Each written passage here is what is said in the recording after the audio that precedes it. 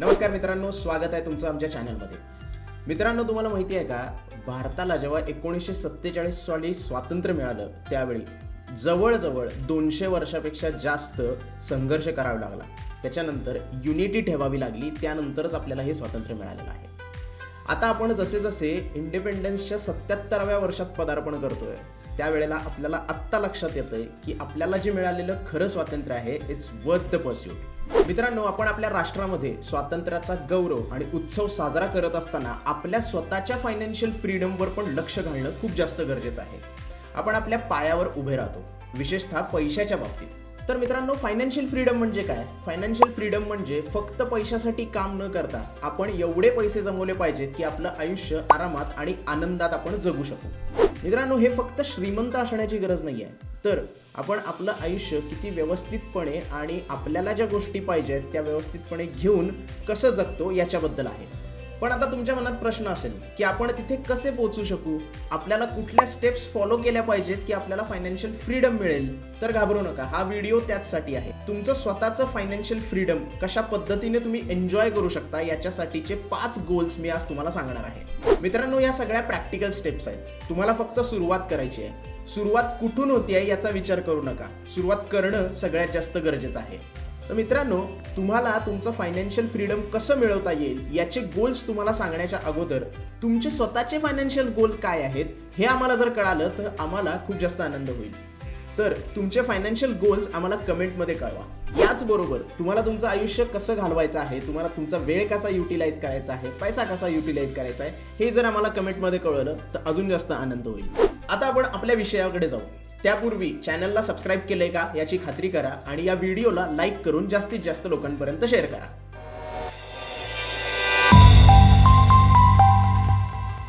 मित्रांनो, financial independence मिळवण्यासाठी सगळ्यात पहिला गोल म्हणजे डेट फ्री स्टेटस. आजकालच्या जमान्यात ईमेल झालं, व्हॉट्सॲप मेसेजेस झाले किंवा अदर कुठलीही ॲड असू दे, आपल्याला लोनचे ऑफर येतच असतात. टेक्नॉलॉजी ॲडव्हान्स झाली आहे, त्यामुळे लोन घेणंही खूप जास्त स्वस्त झालेलं आहे आणि इझी झालेलं आहे.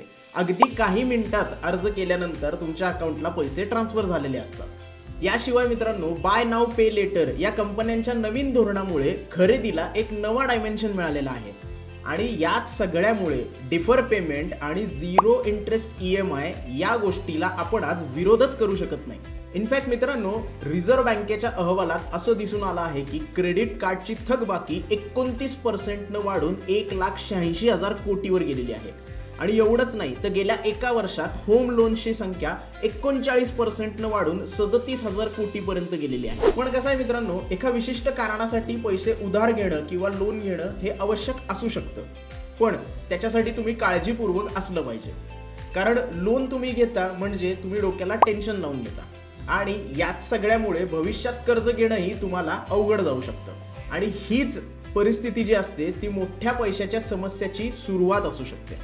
तर आता ही सगळी परिस्थिती टाळायची कशी, याच गोष्टीसाठी मी तुम्हाला 3 स्टेप्स सांगणार आहे. सगळ्यात पहिल्यांदा understand and make a budget.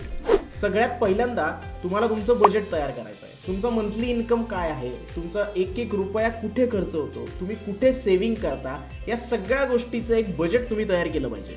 या सगळ्याचा मागोवा तुम्ही घेतल्यानंतर तुमचा कॅश फ्लो कुठे जातोय हे तुमच्या लक्षात येईल आणि कर्ज परत करायसाठी किंवा कर्ज परतफेडीसाठी तुम्ही काय योजना आखणार आहात याचा तुम्हाला एक अंदाज येऊ शकतो. याशिवाय मित्रांनो, जर तुम्ही बजेट केलं आणि अंडरस्टँड केलं तुमचं बजेट कसं आहे आणि जास्त खर्च तुम्ही टाळला तर तुम्हाला एक आर्थिक शिस्त पण त्याच्या मदतीने लागू शकते. दुसरी स्टेप आहे बॉरो वाईसली. मित्रांनो, तुमच्याकडे रेग्युलर इन्कमचा एक मार्ग आहे, याचा अर्थ असा होत नाही की तुम्ही प्रत्येक आयुष्याच्या टप्प्यावर कर्जच घेत जाल. इथे तुम्हाला एक की प्रिन्सिपल लक्षात ठेवायला पाहिजे, डेट टू इन्कम रेशो. सोप्या भाषेत सांगायचं तर तुमच्या मंथली इन्कम मधला हा एक छोटासा पोर्शन आहे, तो तुम्ही लोन रिपेमेंटसाठी वापरायचा असतो. आता तो किती असला पाहिजे हे आपल्याला डेट टू इन्कम रेशोवरनं काढायचं आहे. बेसिकली काय आहे की तुमचं कर्ज तुमच्या इन्कमच्या 35% पेक्षा जास्त नसलं पाहिजे. बेसिकली मित्रांनो, डेट टू इन्कम रेशोचा फॉर्म्युला काय आहे की तुमचं टोटल कर्ज किती आहे त्याला तुम्ही तुमच्या महिन्याच्या इन्कमनं डिवाइड करायचं आहे आणि त्याला मल्टिप्लाय करायचं आहे 100. फॉर एक्झाम्पल, जर तुमचं सगळं कुटुंब 1 लाख रुपये महिन्याला घरी आणतं याचाच जर हिशोब आपण केला किंवा फॉर्म्युलामध्ये ही गोष्ट जर टाकली तर तुमचा EMI हा 35,000 पेक्षा जास्त नसला पाहिजे. आणि एवढंच नव्हे, जर तुम्ही दुहेरी उत्पन्नाचा मार्ग अवलंबत असाल किंवा तुमच्याकडे दुहेरी उत्पन्न येत असेल तर तुम्ही दोघांची नेट इन्कम जी आहे ती कन्सिडर केली पाहिजे आणि त्यानुसार हा फॉर्म्युला वापरला पाहिजे. बेसिकली काय मित्रांनो, की ह्या सगळ्या गोष्टी आपण हुशारीने मॅनेज केल्या पाहिजेत, ज्यामुळे आपल्याला तणाव येणार नाही. तिसरी स्टेप आहे repay quickly Wien you can. जेव्हा तुम्हाला तुमचं लोन क्विकली पे करायचं असेल तेव्हा ते करून टाका. वाट बघत बसू नका की माझ्याकडे अजून वेळ आहे. बेसिकली जिथे कर्जाचा प्रश्न येतो तिथे किती लवकरात लवकर तुम्ही ते कर्ज भागवताय त्यानुसार तुम्ही तुमच्या फायनान्शियल फ्रीडमकडे जवळ जात असता. मित्रांनो, शक्य असेल तर कर्ज घेताना कर्जाचा जो कालावधी आहे तो कमी ठेवावा. मित्रांनो, जर तुम्ही करिअरच्या सुरुवातीलाच कर्ज घेणार असाल आणि त्याची कालावधी जी आहे ती 20 वर्षाची ठेवणार असाल तर उत्पन्न तुमचं दर वर्षाला वाढत असेल, कारण इन्क्रिमेंट होतं, पगार वाढतो.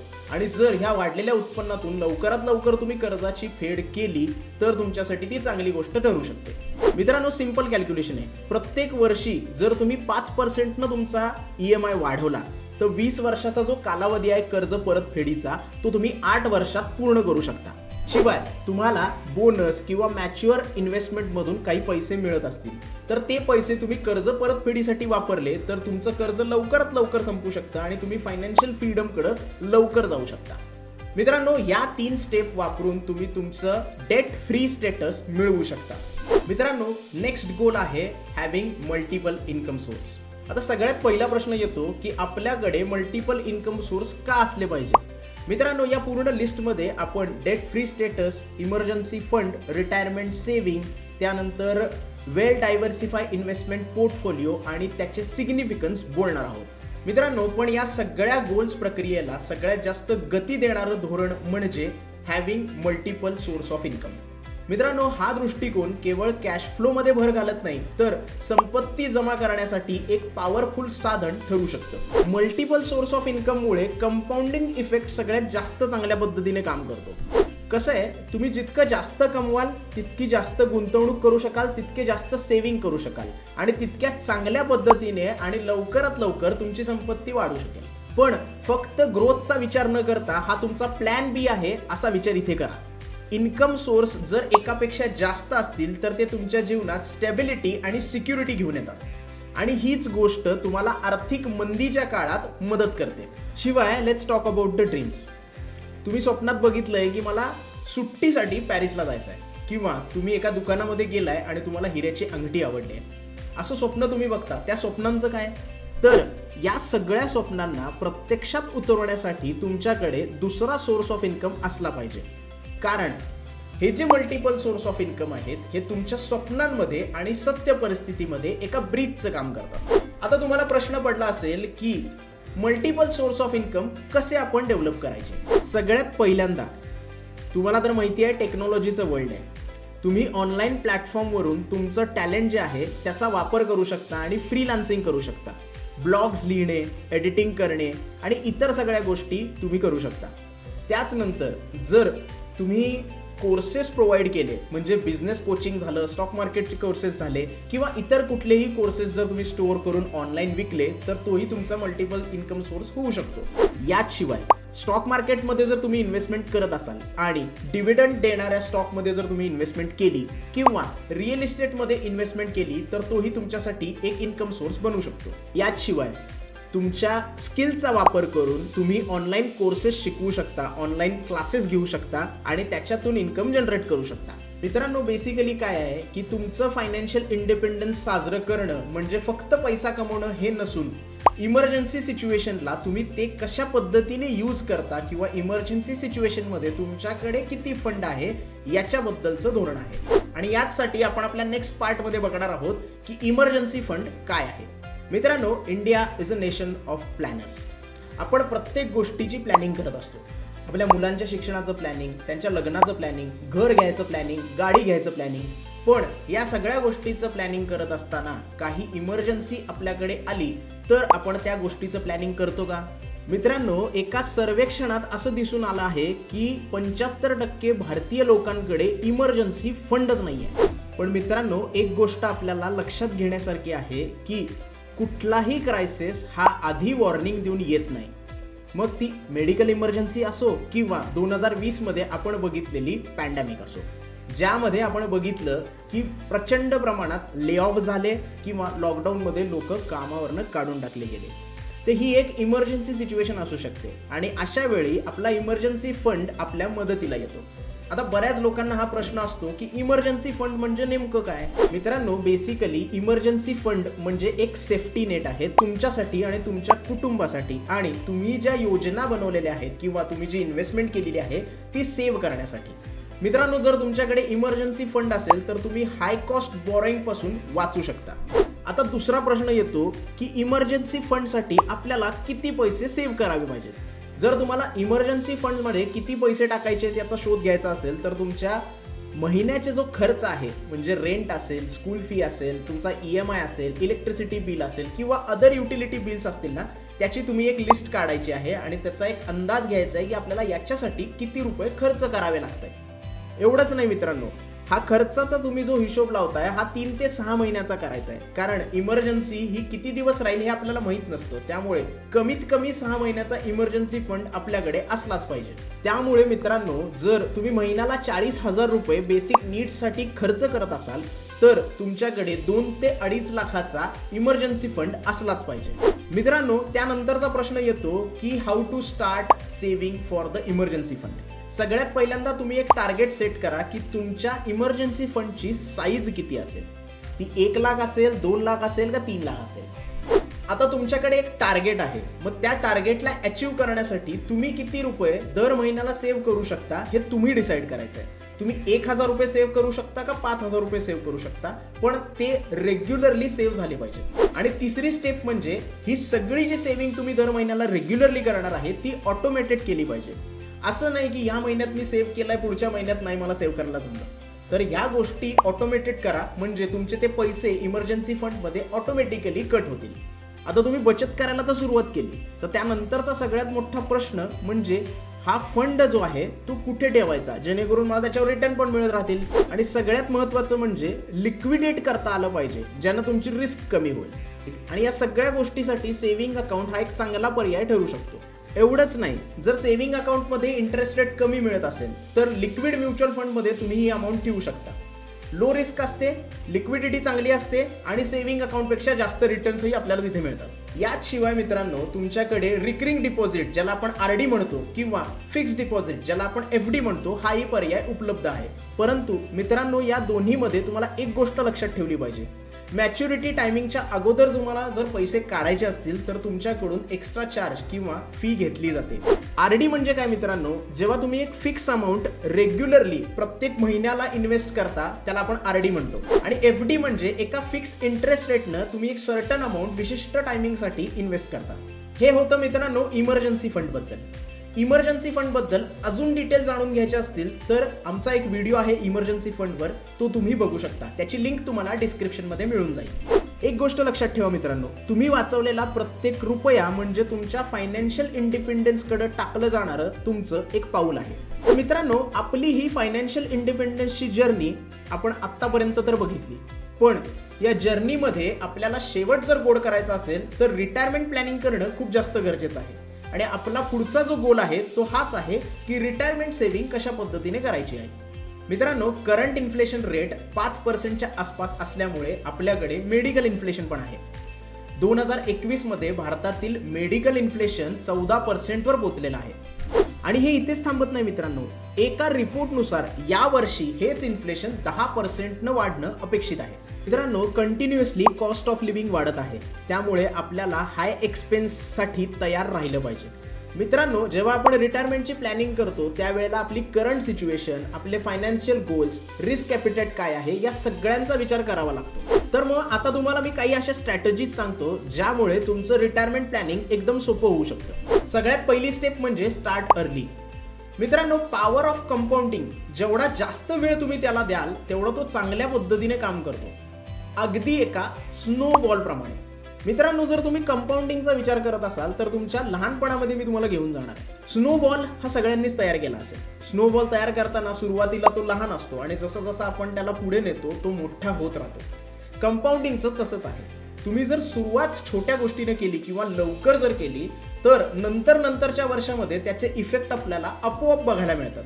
त्यामुळे आपण जर जास्त काम करत नसू किंवा आपली सुरुवात देखील स्लो झाली असेल किंवा छोटी झाली असेल तरी लवकर सुरुवात केल्यामुळे कंपाऊंडिंग इफेक्ट आपल्याला चांगल्या पद्धतीने बघायला मिळतो.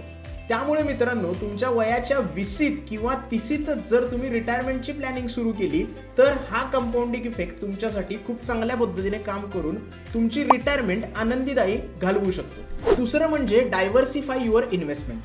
मित्रांनो, इन्व्हेस्टमेंट तर आपण प्रत्येक जण करत असतो. कुणी स्टॉकमध्ये करतं, कुणी बॉन्डमध्ये करतं, कुणी रिअल इस्टेटमध्ये करतं. पण बरेच लोक असे आहेत की एका सेक्टरला धरून किंवा फक्त एका पर्टिक्युलर ॲसेटला धरून इन्व्हेस्टमेंट करतात.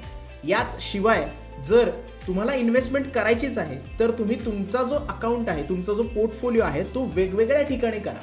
म्हणजे तुम्ही काही इन्व्हेस्टमेंट स्टॉक्समध्ये करा, काही इन्व्हेस्टमेंट बॉन्ड्समध्ये करा, काही इन्व्हेस्टमेंट गोल्डमध्ये करा आणि राहिलेली जी असेल तर रिअल इस्टेटमध्ये करा. अशामुळे काय होईल की तुम्हाला वेगवेगळ्या पद्धतीचे पोर्टफोलिओ तुमच्याकडे एकत्र राहतील आणि तुम्हाला बेस्ट रिवॉर्ड मिळण्याची शक्यता पण आहे. बेसिकली काय आहे, व्हेरियस ॲसेटमध्ये तुम्ही तुमची इन्व्हेस्टमेंट करून तुमचा जो रिस्क कॅपिटल आहे किंवा तुमचा जो पैसा आहे तो वेगवेगळ्या ठिकाणी स्प्रेड करू शकता. मित्रांनो, याशिवाय जर तुम्हाला रिटायरमेंटची प्लॅनिंग करायची असेल तर तुम्ही NPS म्हणजेच नॅशनल पेन्शन स्कीम किंवा PPF म्हणजेच पब्लिक प्रॉव्हिडंट फंडमध्ये आपली इन्व्हेस्टमेंट सुरू करू शकता. तिसरी स्टेप आहे किंवा तिसरी स्ट्रॅटेजी आहे रेग्युलर रिव्ह्यू. तुमचा जो काही पोर्टफोलिओ आहे तो तुम्ही रेग्युलरली रिव्ह्यू केला पाहिजे. कुठले स्टॉक परफॉर्म करतायत, कुठला सेक्टर परफॉर्म करतोय, कुठला नाही करत आहे, कुठे आपल्याला शफल करायची गरज आहे, कुठे आपल्याला चेंज करायची गरज आहे, हे जर तुम्ही रेग्युलरली करत असाल, रिव्ह्यू करत असाल आपला पोर्टफोलिओ, तर तुम्हाला सेव्हिंग आणि इन्व्हेस्टमेंटबद्दल अजून जास्त माहिती मिळू शकते आणि तुम्ही अजून चांगल्या पद्धतीने तुमच्या फायनान्शियल फ्रीडमकडे जाऊ शकता. बेसिकली मित्रांनो, काय आहे की जीवन बदलत आहे, आपले गोल्स पण कधी कधी बदलतात. रिटायरमेंट प्लॅनिंग प्रमाणे आपले गोल्स जर बदलत असतील तर ते रिव्ह्यू करणं खूप जास्त गरजेचं आहे. मित्रांनो, मग आपण वाट कसली बघतोय? आपल्या रिटायरमेंटची प्लॅनिंग आत्तापासूनच सुरुवात करा, म्हणजे तुम्हाला तुमची रिटायरमेंट आनंदात घालवता येईल. मित्रांनो, मी आधीच म्हणल्याप्रमाणे तुमचे फायनान्शियल गोल्स आणि तुमची रिस्क टॉलरन्स कॅपॅसिटी याला जुळवून घेण्यासाठी तुम्हाला वेल डायव्हर्सिफाय इन्व्हेस्टमेंट पोर्टफोलिओ असणं गरजेचं आहे आणि आता आपण त्याचबद्दल बोलणार आहोत. मित्रांनो, investing is all about allocating your fund into different assets.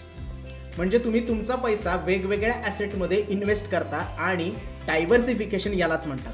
कारण या वेगवेगळ्या ठिकाणी केलेल्या इन्व्हेस्टमेंटमुळे तुम्हाला प्रॉफिट मिळतं. फॉर एक्झाम्पल, जसं बरेच जण म्हणतात की सगळी अंडी एकाच बास्केटमध्ये ठेवू नका, काही अंडी वेगवेगळ्या बास्केटमध्ये ठेवा. म्हणजे तुम्हाला तुमचा फंड जो आहे तो वेगवेगळ्या ठिकाणी इन्व्हेस्टमेंट करून त्याचं डायव्हर्सिफिकेशन करणं खूप जास्त गरजेचं आहे.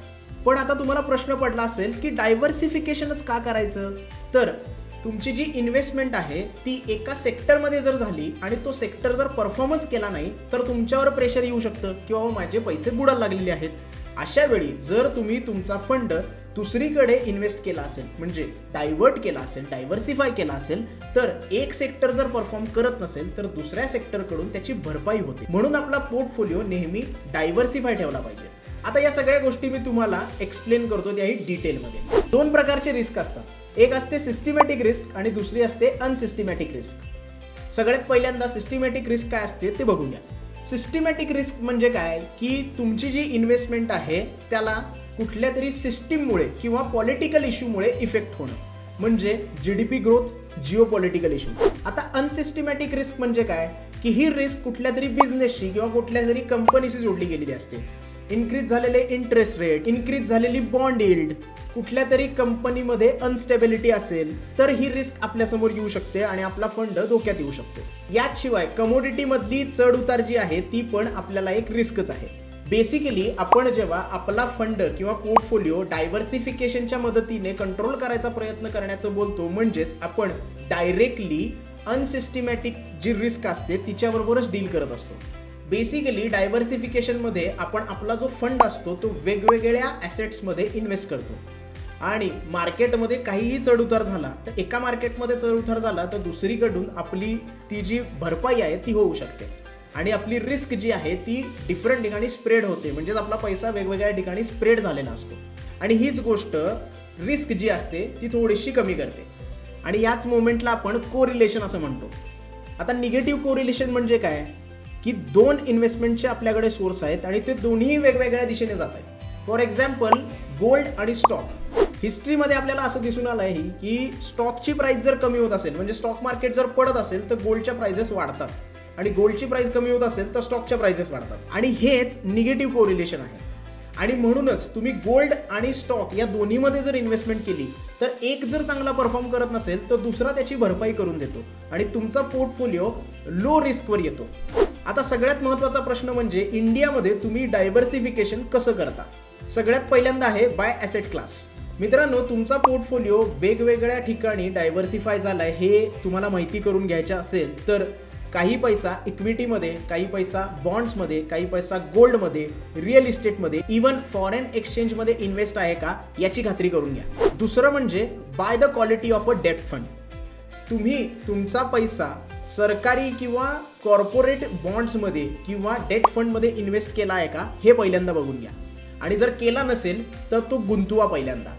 परंतु ह्या गोष्टी करण्याच्या अगोदर रेटिंग चेंज करा, कारण रेटिंग जर कमी असेल तर तुमची रिस्क वाढू शकते. तिसरं म्हणजे तुम्ही सेक्टर वाईज डायव्हर्सिफिकेशन करू शकता. तुम्हाला तर माहितीच आहे की सायकलिक नेचर असतं, कमोडिटीची सायकल असते, फार्मास्युटिकलची सायकल असते, बँकिंगची सायकल असते. तर अशा वेळी जर तुम्ही वेगवेगळ्या सेक्टरमध्ये तुमचा पैसा इन्व्हेस्ट केला तर तो पोर्टफोलिओ चांगल्या पद्धतीने डायव्हर्सिफाय होऊ शकतो आणि तुमची रिस्क जी आहे तीही तिथे मॅनेज होऊ शकते. नंतरचं आहे बाय मार्केट कॅपिटलायझेशन. तुमचा पोर्टफोलिओ मार्केट कॅपिटलायझेशनच्या हिशोबानं डायव्हर्सिफाय का हे तुम्ही बघू शकता. म्हणजेच तुम्ही लार्ज कॅप इंडस्ट्रीमध्ये थोडे पैसे टाकू शकता, मिड कॅपमध्ये टाकू शकता, स्मॉल कॅपमध्ये टाकू शकता. ह्या परिस्थितीमध्ये तुमचा जो पैसा आहे तो वेगवेगळ्या कंपनीच्या मार्केट कॅपिटलायझेशन प्रमाणे डायव्हर्सिफाय होईल आणि याच्यामुळे काय होईल की तुमचा पोर्टफोलिओ हायर ग्रोथकडे जाईल. शिवाय काही पैसा तुमचा मिड कॅप आणि स्मॉल कॅपमध्ये असल्यामुळे त्याच्यामध्ये जर कंपन्या अशा असतील ज्या आपल्याला चांगला डिव्हिडंड पे करतायत तर त्याचाही फायदा तुम्हाला होऊ शकतो. तर मित्रांनो, हे काही मार्ग आहेत जिथे तुम्ही डायव्हर्सिफिकेशन करू शकता तुमच्या पोर्टफोलिओमध्ये. पण मित्रांनो, एक गोष्ट इथे लक्षात ठेवा, प्रत्येकाचा फायनान्शियल पर्पज वेगळा असू शकतो. त्याचे फायनान्शियल गोल्स, त्याचा रिस्क ॲपेटाईट हा वेगळा असू शकतो. त्यामुळे तुम्हाला त्याप्रमाणे योजना आखणं खूप जास्त गरजेचं आहे. आणि याचबरोबर आपण आपला 5वा जो गोल आहे फायनान्शियल इंडिपेंडन्सचा हा कंप्लीट केलेला आहे. पण मित्रांनो, जाऊ नका, मला तुम्हाला एक बोनस पॉईंट पण सांगायचा आहे. सगळ्यात महत्त्वाचं म्हणजे इन्व्हेस्टमेंट तुम्ही केली, फायनान्शियल प्लॅनिंग पण केली, फायनान्शियल फ्रीडम पण मिळवली, पण इन्शुरन्सचं काय? मित्रांनो, इन्शुरन्स आपल्यासाठी अनएक्सपेक्टेड सिच्युएशनमध्ये बफर म्हणून काम करतो. मग आपल्या आरोग्याच्या हानीपासून ते अपघातापर्यंत या सगळ्या गोष्टी याच्यामध्ये येतात.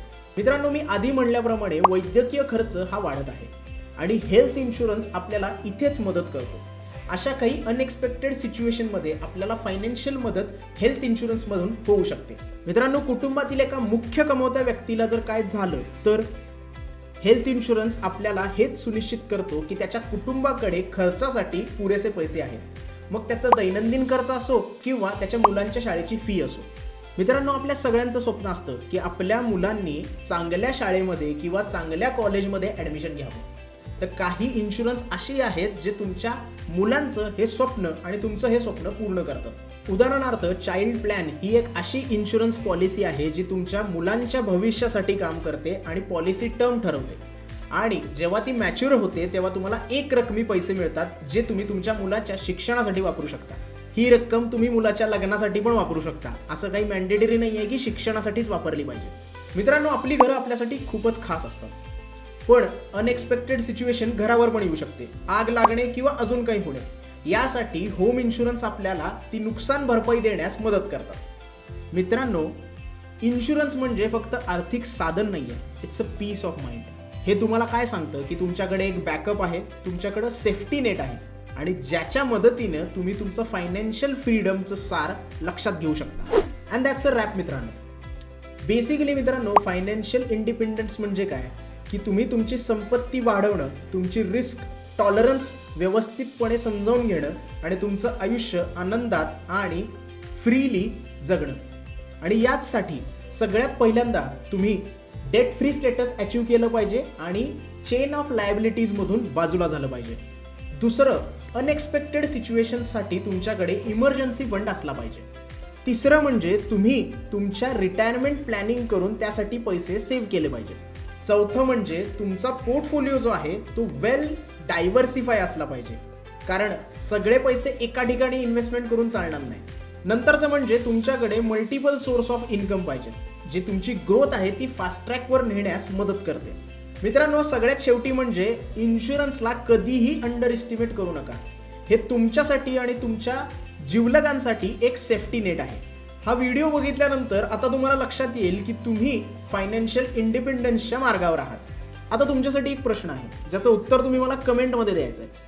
आपण जे आत्ता पॉईंट बघितले किंवा जे गोल्स बघितले, त्या गोल्सपैकी तुम्ही सगळ्यात पहिल्यांदा कुठला गोल अचीव्ह करायला बघाल? मित्रांनो, हा व्हिडिओ जर तुम्हाला उपयुक्त वाटला असेल आणि आवडला असेल तर या व्हिडिओला लाईक करा, जास्तीत जास्त लोकांपर्यंत हा व्हिडिओ पोहोचवा आणि ग्रो मराठी चॅनलला सबस्क्राईब करायला विसरू नका. जय हिंद, हॅपी इंडिपेंडन्स डे.